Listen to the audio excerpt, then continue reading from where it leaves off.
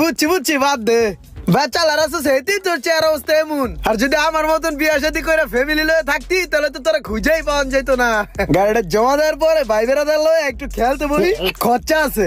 তারপর সন্ধ্যার পর মনে করে শরীরটা ম্যাচ ম্যাচ করে ঘুমা আনা ঠিক মতন, ওই জায়গায় একটা খরচা আছে বুঝছস। এই যে মনে করে খাড়া খাটনি করি, শরীরে কিছু দিতে হয় না, দেই আর কি।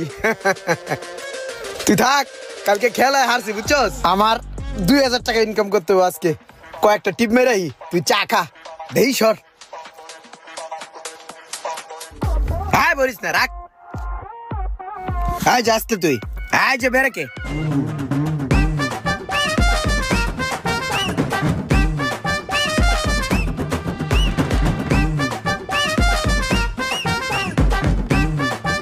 কই যাবেন, থাকে রে নে খারান, আমি আইতেছি গুল্লাদা।